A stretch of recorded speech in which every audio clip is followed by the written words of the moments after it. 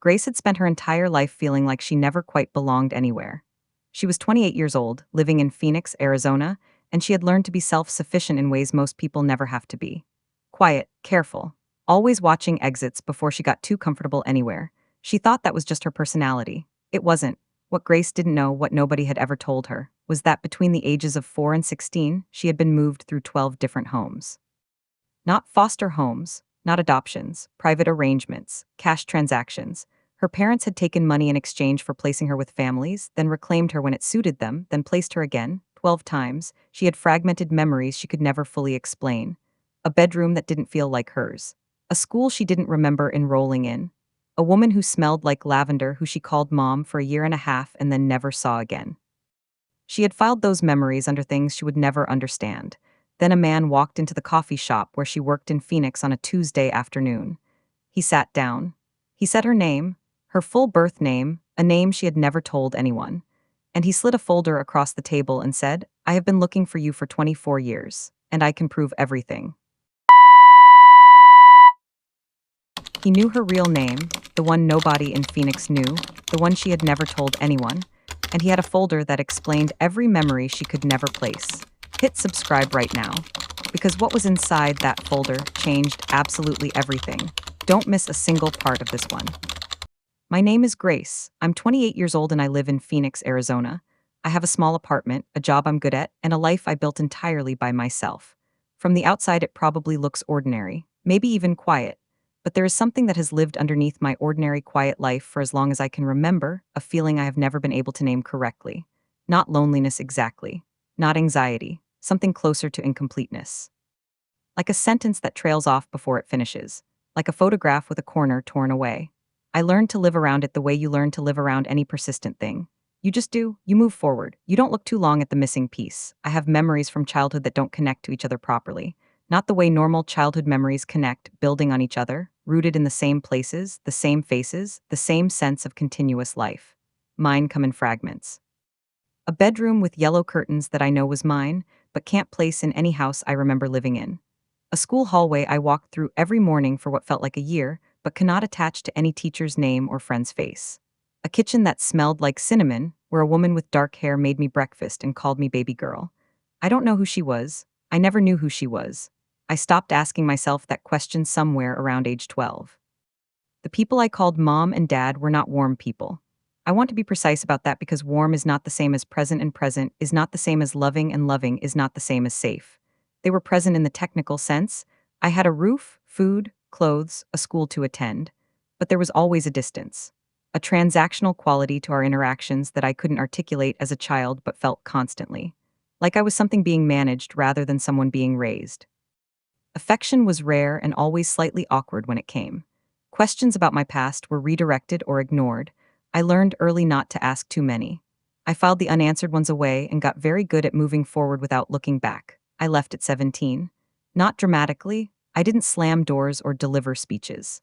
I simply reached the end of something I couldn't name and walked out.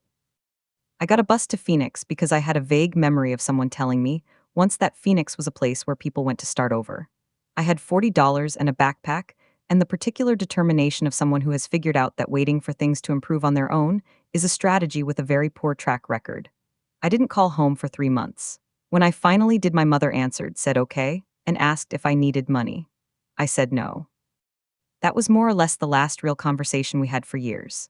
Phoenix became mine after that. The coffee shop where I worked was called Meridian. Small, good light, regulars who became familiar in the way that people become familiar when you make their coffee correctly for long enough. I had worked there for 4 years by the time any of this happened. My apartment was a 12-minute walk away, 3rd floor, 1 bedroom, a window that faced east so the morning light came in clean and early. I had a small savings account, a library card I used constantly, and 2 friends I trusted completely. It was not a large life, but it was entirely mine in a way that nothing in my childhood had ever been. I had built it one careful, deliberate piece at a time, and I was proud of it in the quiet way I was proud of most things. About 3 months before that Tuesday afternoon, the dreams started. Not nightmares exactly, more like replays of things I couldn't verify. The woman who smelled like lavender kept appearing. In the dreams, she was tucking me in somewhere that wasn't any room I consciously remembered. She always looked at me with an expression that felt like love and grief at the same time, the way someone looks when they know they are about to lose something. I would wake up from those dreams with a specific kind of disorientation. Not scared, just unsettled, like something just below the surface of my memory was trying to push through. I mentioned it to one of my friends. She said maybe it was stress. I said maybe. I didn't think it was stressful, it was a Tuesday. Slow afternoon, maybe 4 o'clock, the kind of quiet shift where you wipe the counter twice because there isn't much else to do. A man came in. 50s, calm face, something careful in the way he moved, like someone who had rehearsed arriving somewhere for a very long time and was finally doing it. He sat at the counter. I went over to take his order. He looked at me for a moment, not in an uncomfortable way, in a specific way, like recognition. Then he said a name, not Grace, not the name on my name tag. A name I had not heard spoken out loud since I was very small.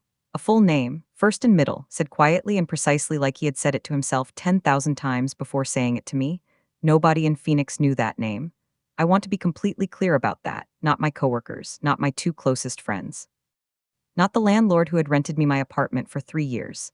I had never written it on a form, never spoken it in conversation, never connected it to the person I had built in this city. It existed only in the part of my memory I had learned not to look at directly. Hearing it spoken out loud, quietly, precisely, by a stranger sitting at my counter on a slow Tuesday afternoon, did something to my body before my mind caught up. I stopped moving. The cloth I had been wiping the counter with just stopped. I looked at him. He looked back, and he waited. He didn't rush. He introduced himself the way someone does when they understand that the next few minutes need to be handled carefully or they will fall apart completely. His name was Daniel. He said it simply, and then he said the next thing simply too, that he believed he was my biological father, that he had been looking for me for a very long time, that he had not come to upset my life, or make demands, or complicate anything I had built, that he had come because I deserved to know the truth, and he had spent 24 years believing that with everything he had. He said all of this quietly with his hands flat on the counter, and nothing about him felt threatening. Everything about him felt like someone who had been waiting a very long time to sit exactly where he was sitting. I didn't speak for a long moment. He didn't fill the silence unnecessarily, just let it sit there while I processed. Then I asked the only question I could form. I said, "How did you find me?" He said it had taken years and several dead ends, and a private investigator he had hired 3 separate times over 2 decades. He said he had a file. He had been building it since I was 4 years old. Every time a trail went cold, he waited and then started again. He said he had driven from Tucson that morning specifically to sit across from me, and that if I told him to leave, he would leave, and he would not come back unless I asked him to. I didn't tell him to leave. He reached into the bag he had set beside his stool and placed a folder on the counter between us. Dark blue, thick. The kind of folder that has been handled many times, the edges slightly worn, the cover creased from years of opening and closing. He didn't open it immediately.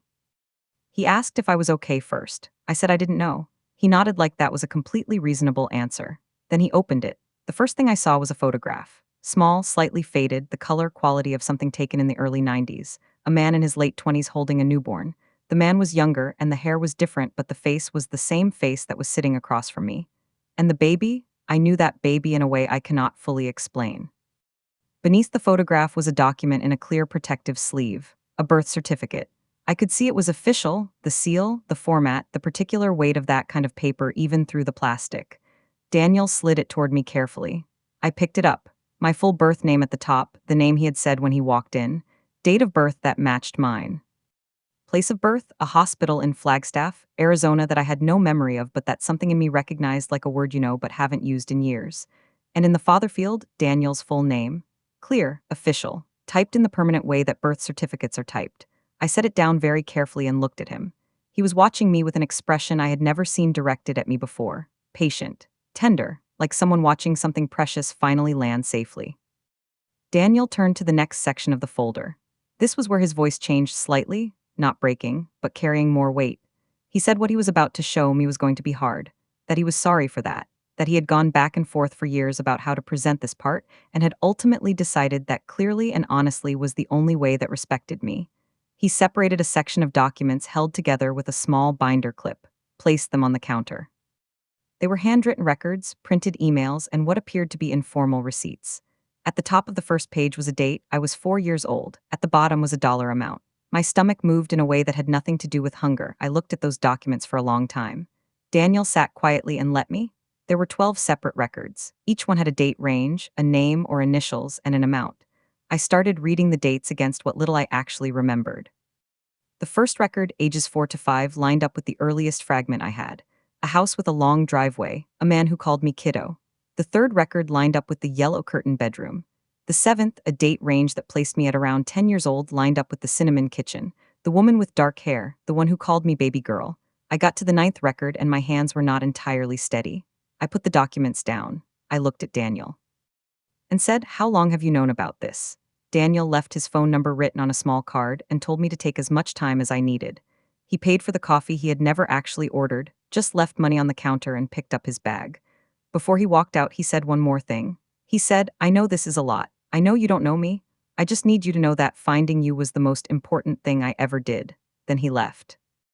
I stood behind that counter for the remaining 40 minutes of my shift, doing my job on autopilot, taking orders, making drinks, wiping the counter, while the blue folder sat in my bag under the register like something with its own quiet weight. I walked home without stopping anywhere, locked my door, and sat down on the floor. I spread everything across my kitchen floor. Every document, every photograph, every receipt, organized by date. Then I got a notebook and started building a timeline. I was 4 when the first placement happened, 5 when I was returned and then placed again within 3 months. The pattern was not random. There were stretches of months, sometimes close to a year, where I was somewhere other than with my parents. Then a return, then another placement, 12 times across 12 years. I had spent my entire childhood being moved like something that could be temporarily stored and retrieved. And the most devastating part, sitting there on my kitchen floor at 11 at night, was how much of it I actually remembered once I had a framework to put the fragments into. Tucked behind the receipts were photographs Daniel had collected over the years, some from the families themselves, some from school records, some he had obtained through the private investigator. I was in almost all of them. Myself at 5 in a backyard I didn't recognize. Myself at 7 in a school photo with a last name on the label that was not mine. Myself at 10, standing beside the dark-haired woman from the cinnamon kitchen. She was smiling, her arm around me, and I was leaning into her in the way children lean into people they feel safe with. I stared at that photograph for a long time. I didn't know her name. I didn't know where she was now. But something about seeing that image, seeing myself held by someone who looked at me with genuine warmth, made me cry in a way I hadn't expected. I called in sick the next morning. Spent the early hours researching family law attorneys in Phoenix, and by 9 a.m. had left a message for a woman named Ms. Porter, whose reviews described her as thorough, direct, and deeply experienced in complex family cases. She called back within the hour. I told her I had documentation relating to an unusual childhood situation and needed to understand what it meant legally. She said come in today if I could. I was in her office by 11 with the blue folder and my notebook timeline. Ms. Porter was exactly what her reviews had promised: no unnecessary words, full attention, the kind of professional presence that makes you feel like whatever you're carrying is finally in capable hands. She opened the folder and started reading. Ms. Porter read through everything carefully. She asked occasional questions without looking up, clarifying dates, asking about my current relationship with my parents, confirming I had never been formally adopted. When she finished, she set the folder down and looked at me directly. She said the documents appeared credible and detailed. She said what they described: private placement of a minor child in exchange for payment, repeated across multiple arrangements without legal oversight, constituted serious violations of Arizona child welfare law. She said the fact that records existed at all was significant. She said whoever had maintained these records had either done so out of guilt or out of a need to document transactions, and that either way the documentation worked strongly in my favor. She asked how I wanted to proceed. Ms. Porter arranged the DNA test through a certified laboratory she worked with regularly. It was straightforward: cheek swabs, a chain of custody form, results in 7 business days. Daniel agreed immediately and without hesitation. He drove from Tucson on a Wednesday morning, completed his portion at the lab, and drove back without asking for anything in return. I completed mine the same day. 7 days is a long time when you are waiting for confirmation of something your bones already know. I went to work each of those 7 days, made coffee, smiled at regulars. I walked home, sat with the blue folder I now had almost memorized. On the 8th morning, Ms. Porter called before I had finished my first cup of coffee. She said, "Grace, it's confirmed." I asked Ms. Porter to give me a week before we moved to the next step. She agreed without pushing. I needed that week not to decide what to do. I already knew what needed to happen. I needed it to sit with the truth of what had been done to me in a way that wasn't driven by the next practical step. I had been moved through 12 homes for money. My parents had treated me as something that could be temporarily exchanged for cash and retrieved when convenient. My real father had spent 24 years searching, while I grew up feeling like a sentence that never finished. I let myself feel all of that fully and without managing it. It was one of the hardest weeks of my life. It was also one of the most necessary. I gave myself 1 week. Then I drove to my parents' house on a Saturday morning. I hadn't called ahead, hadn't announced anything. I pulled up to that house, the one I had left at 17 without looking back, and sat in my car for a few minutes just looking at it. It was smaller than memory had made it, quieter. The garden my mother kept was still neat along the front path. Everything looked exactly ordinary from the outside. I picked up the blue folder from the passenger seat, got out of the car. I walked to the front door, knocked. My mother answered. She looked surprised to see me, we hadn't spoken in months. Then her eyes dropped to the folder in my hand and something moved across her face that told me she recognized it before I said a single word. She let me in without speaking. My father was in the kitchen. I could hear the television from where I stood in the entryway. My mother called his name once. He came out drying his hands on a dish towel, saw me, started to say something warm. Then he saw the folder. And his expression did the same thing my mother's had done, a flicker of something that crossed too fast to be surprised and landed somewhere closer to recognition. I set the folder on the coffee table between us, opened it to the first receipt, placed it where they could both see it clearly. Then I looked at them and waited. My mother sat down slowly. My father remained standing. Neither of them said anything for a very long moment. My father spoke first. He was always the one who reached for words faster when silence became uncomfortable. He said it was complicated. That word, complicated, landed in the room like something I had been warned it would. He said there were things that had happened when I was very young that I didn't have the full context for. Said there were financial pressures I couldn't understand from where I was standing. Said the arrangements had never been meant to harm me. Said harm like it was a technicality rather than a lived experience. Said they had always brought me back. Said that like it was evidence of love rather than evidence of the transaction completing its cycle. He kept talking. I let him, because I had come here to hear what they would say, not to argue with it. When my father finished, I said 3 things. I said, I have a birth certificate that names my biological father. I said I have 12 receipts that document 12 separate cash arrangements involving me as a minor. I said my attorney has already reviewed all of it. Then I picked up the folder, closed it, and put it back under my arm. My mother made a sound, not quite a word, just a sound. My father's jaw tightened. I didn't wait for a response. I didn't need one. I had not driven to that house to have a conversation. I had driven there to look them in the eyes and let them understand that what had been buried was no longer buried. I walked to the front door. I opened it. Left. I called Ms. Porter from my car in their driveway. She had been expecting my call. I told her I had done what I needed to do personally and that I was ready to move forward with everything legally. She said, I've been ready. Within the week, Ms. Porter had filed formal complaints with the Arizona Department of Child Safety and submitted a detailed report to the Phoenix Police Department's Family Crimes Unit. She filed simultaneously, rather than sequentially, because she wanted every agency involved to receive the information at the same time, no opportunity for one filing to be used to prepare for another. It was deliberate and surgical, and exactly the approach I had trusted her to take. The wheels that had been still for 24 years began turning. 2 weeks after Ms. Porter filed her complaints, I received a call from a detective named Reyes assigned to the Family Crimes Unit. He was professional and measured, asked if I was willing to come in and provide a formal statement. I said yes. Brought Ms. Porter with me. The interview was thorough and took most of the morning. Detective Reyes had clearly already reviewed the documents Ms. Porter had submitted. He told me that investigators had begun reaching out to several of the families named or identifiable in the records. He said early indications were that multiple parties were cooperative. He used the word cooperative carefully, but the meaning underneath it was clear. People were talking. The arrangements that had been private for decades were becoming very official very quickly.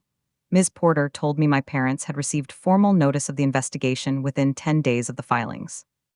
I wasn't there to see it, didn't need to be, but the effects reached me indirectly. A neighbor of theirs who had my number through a distant family connection called to tell me my parents had seemed very shaken.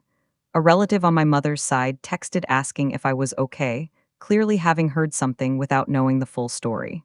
My parents themselves did not call. I think they understood by then that calling me served no strategic purpose, and they had moved into a mode of managing what was coming rather than managing me. That shift told me everything about how seriously they were taking what Ms. Porter had set in motion. Detective Reyes called me 6 weeks after our first meeting. He asked if I had time to come in, said he wanted to update me in person rather than over the phone. Ms. Porter came with me. We sat across from him in a small conference room, and he laid out what the investigation had confirmed. 7 of the 12 families had been identified and contacted. 5 had cooperated fully and provided statements. The records Daniel had collected aligned precisely with what investigators had independently verified through school enrollment records, address histories, and financial documents subpoenaed during the investigation. Detective Reyes looked at me across that table and said, "The evidence is substantial.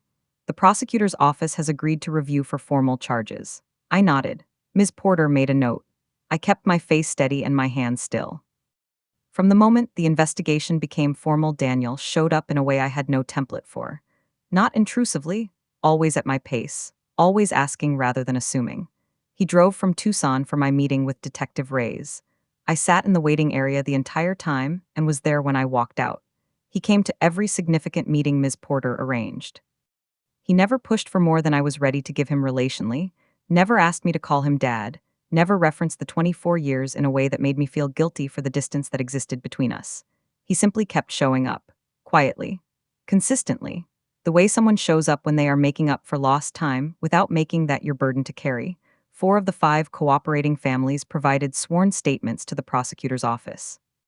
What those statements described, consistently and across separate accounts, was a pattern of private arrangements initiated by my parents, payments made in cash or money order, and agreements that included provisions for my parents to reclaim me at their discretion. 2 of the families said they had believed the arrangements were legal. 1 family said they had raised concerns at the time and been reassured by my parents that everything was properly handled.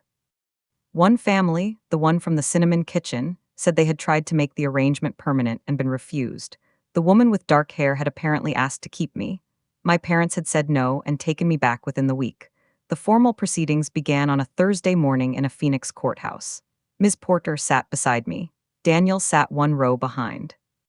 The courtroom was not dramatic the way courtrooms look in films.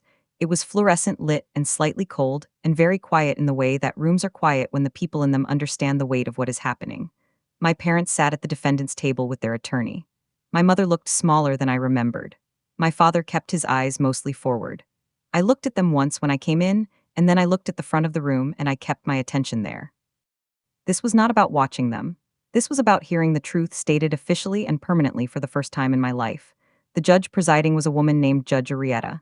Measured, thorough, the kind of presence that makes a courtroom feel like it is being handled with appropriate seriousness. As she outlined the findings and the charges and the documented evidence, she spoke my history out loud in a way it had never been spoken before. She referenced the 12 placements, the cash transactions. The pattern spans 12 years, the absence of any legal authorization or oversight. She referenced Daniel's 24-year search. She referenced the DNA confirmation. She referenced the family's statements.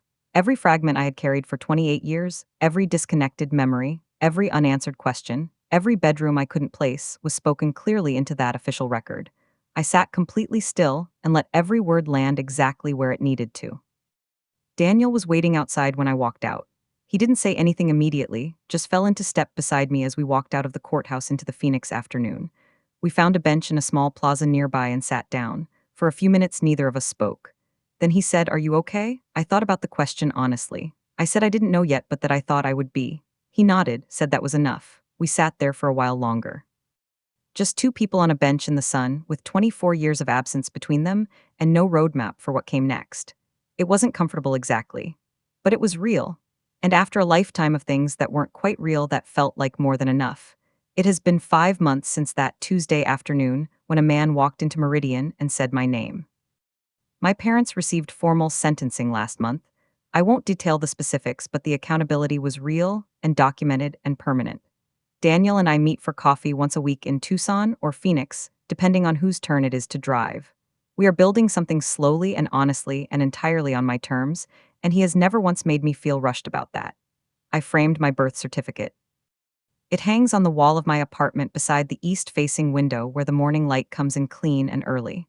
My real name is at the top, Daniel's name in the father's field, the beginning of a story that almost got buried completely. It didn't. And every morning when the light hits that frame, I remember, the truth waited 24 years for me, and it was still there.